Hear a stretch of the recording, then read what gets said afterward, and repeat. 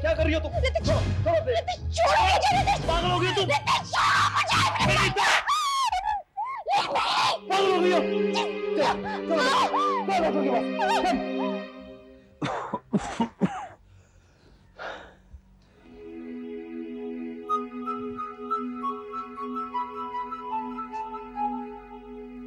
पापा, आप बाहर गए थे अकेले? नहीं तो, जब से तुमने मना किया है मैं अकेले बाहर जाता ही नहीं हूँ। वो क्या हुआ था, वो नर्स आई थी इंजेक्शन देने। मैंने उससे कहा मेरे साथ बाहर चलो, मुझे शॉपिंग करनी है। वो तैयार हो गई, सो हम गए। मजे की बात तो ये हुई कि रास्ते में 3 अलग अलग लोगों ने उसे कॉन्ग्रेचुलेट किया। शादी मुबारक, शादी मुबारक। पापा प्लीज मजाक छोड़िए। ठीक है, मजाक छोड़ देता हूँ। उन्होंने उसे नहीं, मुझे कॉन्ग्रेचुलेट किया। मुबारक, शादी मुबारक। पापा please, for once be serious पापा। मैंने आपको बाहर अकेले जाने से मना किया था ना। अगर आपको रास्ते में कुछ हो जाता तो, चक्कर आ जाते, आप गिर जाते तो तृष्णा बिना प्रेजेंट लिए वापस चली जाती। आप तृष्णा के लिए प्रेजेंट खरीदने गए थे? हाँ श्रेया, आखिर वो मेरी होने वाली बहू है और अच्छी इंसान भी। प्रियम और उसका रिश्ता अगर हमें मंजूर नहीं है तो उसमें उसका दोष नहीं है। ज्यादा से ज्यादा तुम प्रियम को दोष दे सकती हो बस। मैं किसी को दोष नहीं देना चाहती हूँ। उनकी जिंदगी है, वो जिस तरह से जीना चाहते हैं जी सकते हैं, उनकी मर्जी। तो फिर ये प्रेजेंट देखकर तुम नाराज क्यों हो गए? क्योंकि जो चीज हमें अच्छी नहीं लगती उस पर आप मंजूरी की मोहर क्यों लगा रहे हैं पापा? वो इसलिए लगा रहा हूं कि जो चीज को बदलने की हमारे पास ताकत नहीं है ना, उसे नामंजूर करके कड़वाहट पैदा करने से क्या होता है? कड़वाहट कोई पैदा नहीं करता पापा। जरा सोचिए, आप जिस इंसान के रास्ते में आप अपनी जान निछावर कर रहे हैं, अगर वही दूर का रास्ता अपना ले, बिना पूछे बिना परवाह किए, तो कड़वाहट तो अपने आप पैदा हो ही जाएगी ना। मैं तृष्णा की बात नहीं कर रही हूं, प्रियम की बात कर रही हूं। मैं समझता हूं श्रेया, पर प्रियम को दूर का रास्ता तो हम ही ने दिखाया ना। हमें लगा वो वापस आ जाएगा, तो अगर वो रास्ते में भटक गया है, मंजिल की रोशनी में उलझ गया है, तो भटकने का, उलझने का उसको हक है। एक बात और सोचो, जो किसी से आजाद हो जाता है ना, वो उसे अपने से आजाद कर देता है। और सच्चा प्यार आजादी में ही जी सकता है। अगर तुम आज उसे जाने दोगी ना, तो जिंदगी भर वो तुम्हें प्यार करते रहेगा। जाने दो उसे, जाने दो। मम्मी, मम्मी क्या हुआ? भाभी कैसी है? ठीक है, 2 घंटे बाद घर वापस आएगी। रितेश और तुम्हारे पापा जी हॉस्पिटल में ही बैठे हैं। तो आप लोग क्यों वापस आ गए? वापस आ गए मतलब? एक तो वहां गए, ऊपर से बेनीता को किसी ने मिलने भी नहीं दिया। अरे हाँ, ये बात लोगों को पता चल जाएगी तो हाय राम, पुलिस केस हो जाएगा ना। क्यों? भाभी को सुसाइड करना है तो करे, इसमें पुलिस का क्या लेना देना? चुप कर तू, एक तमाचा खाएगी। और सुन, किसी को इस बात का पता नहीं चलना चाहिए कि विनीता ने खुदकुशी करने की कोशिश की है। किसी को भी नहीं, समझी तुम? पर माँ, विनीता ने ऐसी हरकत क्यों की? बहुत दिनों से उदास रहती थी, मगर कुछ बताती नहीं थी। बता भी दिया होता उसने तो आप तो यही कहती ना कि बेटा त्याग करो, बेटा अपना कसूर ढूंढो, बेटा अपने आप को सुधारो। शिखा, कम से कम आज तो हमें चुप रहना चाहिए। कैसी बात करते हो प्रशांत? आज तो उल्टा मुझे बोलना चाहिए। तुम्हें क्या लगता है विनीता की इस हरकत से मुझे दुख नहीं हुआ? माना कि इस घर में सब कुछ विनीता को ही ज्यादा मिलता है और इस बात की फरियाद भी की थी मैंने, लेकिन मैंने ये कभी नहीं चाहा कि वो मर जाए। मैं जानती हूँ शिखा, तुम्हें इस घर से नफरत नहीं, इसीलिए तो मैंने तुम दोनों के साथ अलग होने का फैसला किया है। तो मम्मी, रितेश के साथ ऐसा कुछ करना चाहिए था ना आपने। मैंने तो सिर्फ फरियाद की और मुझे सजा मिली, और रितेश ने तो गुनाह किया है, उसे सजा क्यों नहीं? सजा देने से रितेश और दूर हो जाएगा विनीता से, विनीता के दुख बढ़ेंगे। मुझे पूरी सजा देने से मैं इस घर से और दूर हो जाऊंगा, सबके सुख बढ़ेंगे। सजा किसी को नहीं दी जाएगी इस घर में। मैं तुम्हारी सजा का विरोध करती हूँ प्रशांत। फिर मैं रितेश को सजा कैसे दूं? घर के लोगों को समझदारी की जरूरत होती है, सजा की नहीं। अब विनीता भाभी का क्या होगा? मैं रितेश का कान पकड़कर उसे ठिकाने लाऊंगी।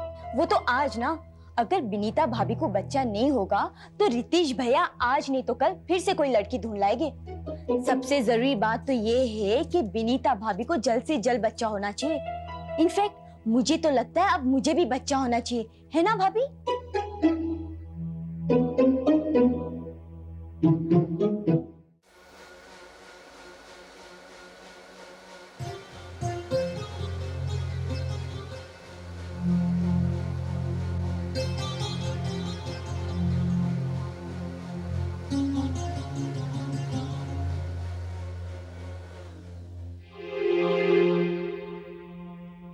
क्या सोच रही हो श्रेया? प्रियम के बारे में सोच रही हूँ। जानबूझकर तबाही के रास्ते पर जा रहा है और उसे रोकने के लिए हम कुछ भी नहीं कर रहे हैं पापा। मगर वो तो कह रहा था वो दिल्ली जा रहा है। वाह, ऐसे वक्त पर भी आपको मजाक कैसे सूझ सकता है? मजाक अगर ऐसे वक्त पर ना सूझे तो मजाक का मतलब ही क्या होता है? छोड़ो श्रेया, प्रियम तबाह होगा मगर तृष्णा की वजह से नहीं, अपने आप की वजह से। और वो भी आज नहीं, बड़ी उम्र में। आज लोग उससे चाहत मांगते हैं, मगर जब वो मांगेगा और लोग उसे देंगे नहीं, तब उसका तबाही का दौर शुरू होगा। मगर उस वक्त मैं जिंदा रहूंगा नहीं। आप मरे तो डूब गई दुनिया, है? तो उसके बुढ़ापे की फिक्र मैं क्यों करूं? कम ऑन पापा, वो आपका बेटा है, मेरा छोटा भाई है। अगर हम उसकी फिक्र नहीं करेंगे तो और कौन करेगा? बेटा था वो मेरा, 15 साल का हुआ तब तक। 16 साल के बाद बेटा दोस्त कहलाता है, ऐसा संस्कृत में मैंने पढ़ा था। दोस्त कहने का मतलब क्या इतना ही होता है कि एक साथ बैठकर शराब पियो? नहीं, बेटे को दोस्त मानना उसका मतलब है उसका रास्ता मत रोको, अपने फैसले खुद करने दो उसे। जैसे एक दोस्त को हम सलाह देते हैं, सजा नहीं देते, वैसे ही बेटे को आजाद छोड़ दो। मैंने प्रेम को आजाद छोड़ दिया है श्रेया। जितना हो सका उतना मैंने उसके लिए किया, मगर सामने वो मेरे लिए कुछ करे ऐसी आशा कभी नहीं रखी मैंने। और मैं? मुझे भी आपने ऐसे ही छोड़ दिया है क्या? लड़कियां कभी बाप की दोस्त नहीं बन सकती श्रेया। पहले वो बेटी होती है, जब बड़ी हो जाती है बाप की मां बन जाती है। बाप का इतना ख्याल करती है जैसे एक मां अपने छोटे बच्चे का ख्याल करती है। ख्याल करना तुम्हारा हक है और मेरा फर्ज।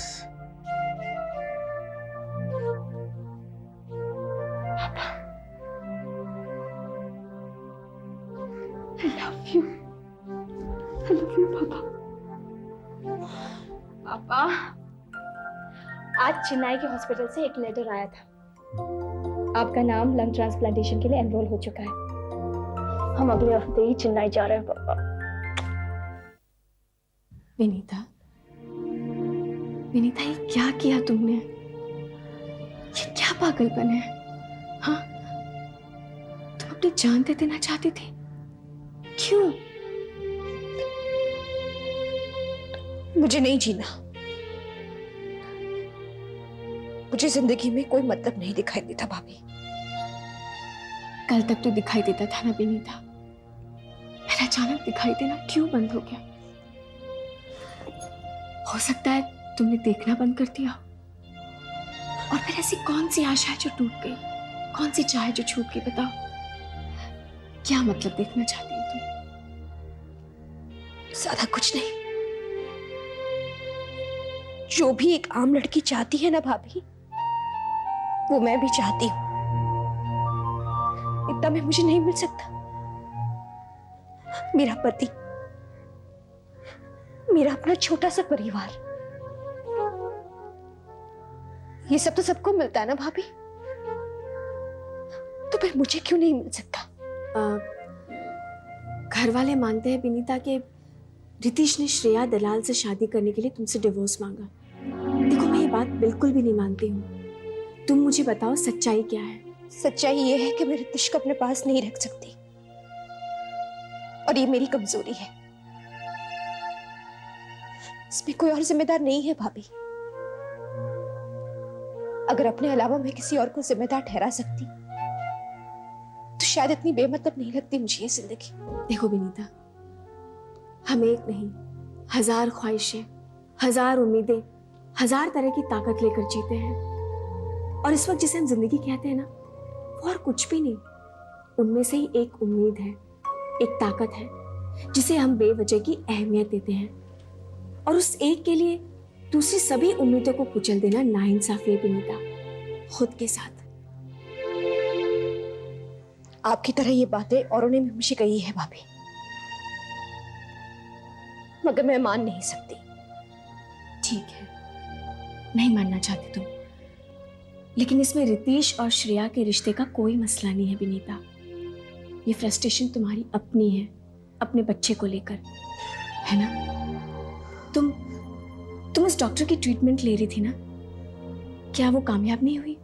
नहीं हो रही है, वो ट्रीटमेंट कामयाब नहीं हो रही है भाभी। और मैं एक बात जानती हूं, अगर मैं रितेश को बच्चा नहीं दे पाऊंगी ना, तो और कोई सुख भी नहीं दे पाऊंगी। तो जान देने की क्या जरूरत है विनीता? तुम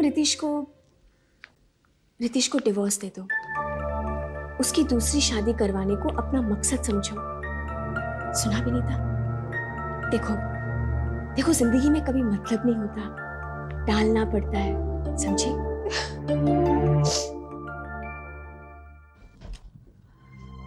इस लड़की ने मुझे परेशानी में डाल दिया है। उसने ऐसा क्यों किया, यही मेरी समझ में नहीं आ रहा। परेशानी इस बात की है मम्मी जी कि विनीता ने सुसाइड अटेम्प्ट किया, या इस बात की परेशानी है क्या प्रशांत भैया के साथ घर छोड़कर नहीं जा सकती? रुचि, तुम्हारी जुबान बहुत लंबी हो गई है। नहीं मम्मी जी, आपकी जिद कुछ ज्यादा ही लंबी चल रही है। आप ही ने कहा था ना कि आपका फैसला जिद नहीं बल्कि सुनवाई की मांग है, तो मैं भी आपसे कह रही हूँ कि विनीता की ये हरकत भी सुनवाई की मांग है। सुनवाई की मांग? किस बात की सुनवाई? हमने जो नाइंसाफी की है उसकी सुनवाई मम्मी जी। प्रशांत ने सारे समाज के सामने हमारे परिवार को गालियां दी, उसे सजा मिली, लेकिन उसकी सजा के सामने आप आकर खड़ी हो गई। प्रशांत की गलती को देखा, रीमा के दुख को भी देखा, लेकिन रितेश का जिस लड़की के साथ ताल्लुकात है, क्या उससे हमारे परिवार पर धब्बा नहीं लगेगा? क्या उसकी चिंता नहीं की किसी ने? उसे सजा मिली मम्मी जी। विनीता के दुख को समझने की हमने जरा से भी कोशिश की। सच कह रही हो तुम। रितेश की हरकतों को हमने नजरअंदाज किया। उस लड़की को नौकरी से निकालने के बाद हमने सोचा कि हमारा फर्ज पूरा हुआ, लेकिन रितेश का और उस लड़की का रिश्ता पूरा हुआ या नहीं, उसके बारे में नहीं सोचा।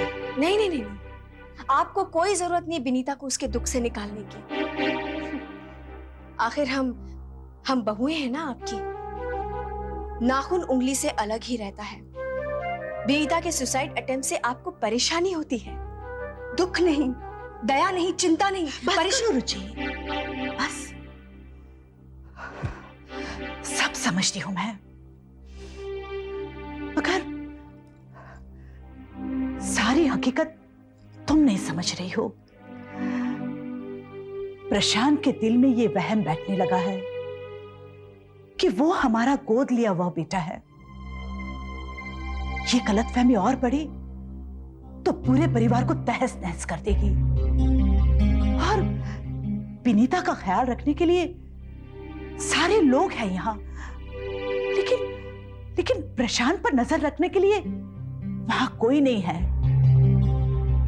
और यही वजह है मेरे फैसले की।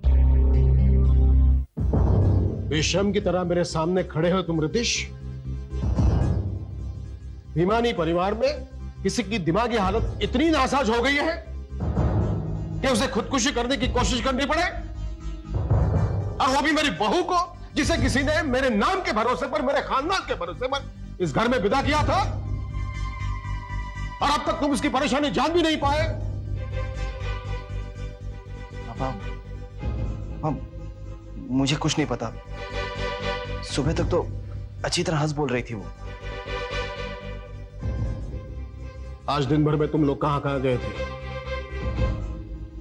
डॉक्टर के पास गए थे, उस गायनेक के पास गए थे जिससे वो ट्रीटमेंट ले रही है? जी पापा। तो वहां उस डॉक्टर ने कुछ कहा, किसी प्रॉब्लम के बारे में बताया? उसकी ट्रीटमेंट का कोई असर नहीं होगा ऐसा कुछ कहा उस डॉक्टर ने? नहीं पापा, ऐसा कुछ भी नहीं कहा उसने। तो फिर क्यों रितेश, क्यों ऐसी हरकत कर बैठी मेरी बहू? इस घर में किसी ने उससे कहा कुछ? किसी ने बोला है? शिखा ने, प्रशांत ने, प्रिया ने? नहीं पापा, ऐसा कुछ बताया नहीं उसने मुझे। मुझे वजह चाहिए रितिश, मुझे वजह चाहिए ताकि उस वजह को मैं दूर कर सकूं। जिसके कारण विनीता को यह दुख पहुंचा है, उसे भी इस दुख का एहसास होना जरूरी है। मेरी बहुएं मेरी बेटियों से कहीं कम नहीं है। उन्हें इस घर में दुख नहीं मिलना चाहिए, ऐसा वादा किया है मैंने अपने आप से।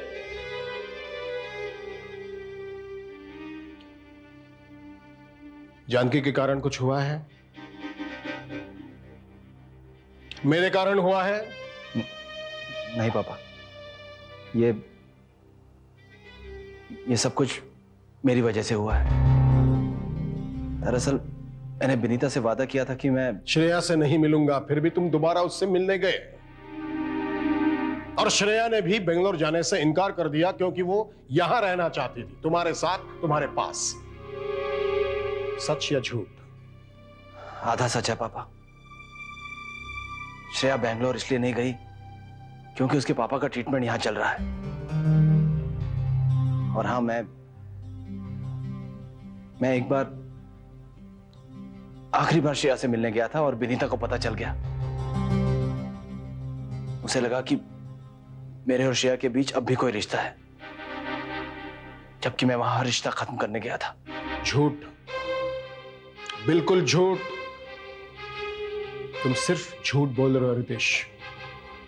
इंसान की आंखें एक ऐसा आईना होता है रितेश, जिसमें सिर्फ वही नजर आता है जो भीतर चल रहा हो। मुझे इंसानी आंखों को पढ़ने का तजुर्बा है, और तुम्हारी आंखों में इस वक्त मुझे कोई सच्चाई नजर नहीं आ रही है। मैं तो सिर्फ उन आंखों में यही देख रहा हूं कि अब भी तुम उस लड़की के साथ रिश्ता कायम किए हुए हो। पापा, मैंने आपसे कहा ना, आज के बाद मैं श्रेया से बिल्कुल नहीं मिलूंगा। रितेश, अगर तुम्हें सिर्फ यह समझाने के लिए मेरी बहू को जान देने की कोशिश करनी पड़े तो वो मेरी बर्दाश्त से बाहर है। मैं तुम्हें इसकी सजा दूंगा। तुम्हें इस देश को छोड़कर कुछ महीनों के लिए बाहर जाना होगा। Next month you are flying to England with Vinita. पापा, मेरा नया बिजनेस पिताजी संभाल लेंगी, और उस लड़के के साथ अब मैं निपट लूंगा। मैं देखूंगा कि उसे इस शहर में न कोई सहारा देता है, न कोई नौकरी देता है, न कोई इसकी मदद करता है।